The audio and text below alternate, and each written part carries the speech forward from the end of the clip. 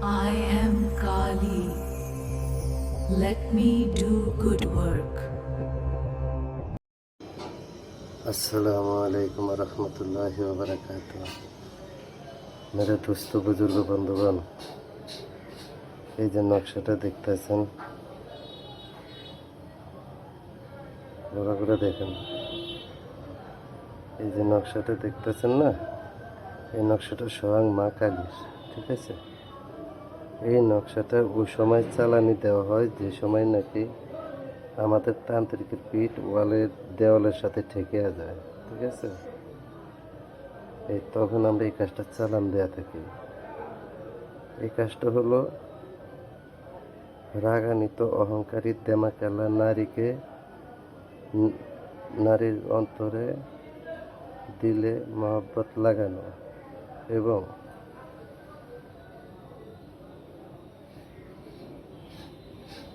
সে যত বড় বদ মেজাজি এবং রাগান্বিত হোক, ততই এই মন্ত্রটা, আমাদের এই যন্ত্রটা এবং মন্ত্রটা অনেক কাজে আমাদেরকে সাহায্য করবে ইনশাআল্লাহ। কারণ মা কালী জীবিত এবং জিন্দা এবং জাগ্রত। ঠিক আছে, মার নামে যেটা চালান দেওয়া হবে সেই কাজ আপনি বিফলে কখনো যাবে না।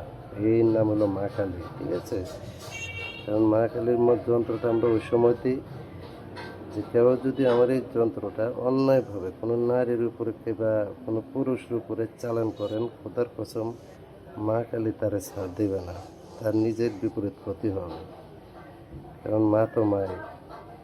তা আমরা এই কাজটা তখনই চালান দিই যখন নাকি আমাদের বিদেশের কাজটা একটু কষ্ট হয়ে যায় প্রবাসীদের কাজটা করতে, তখন মনে করেন এই কাজটা আমরা চালান দেওয়া ওই কাজটা সমাধান করি ইনশাআল্লাহ। তো আমি এই নকশাটা এই জন্য দেওয়া হলো, যারা নাকি ভুয়া কবিরাজ তান্ত্রিককে কাজের জন্য টাকা পয়সা দিয়ে মায়ের খেয়ে গেছেন, তারা এই কাজটা করতে পারেন ইনশাল্লাহ নিঃসন্দেহে।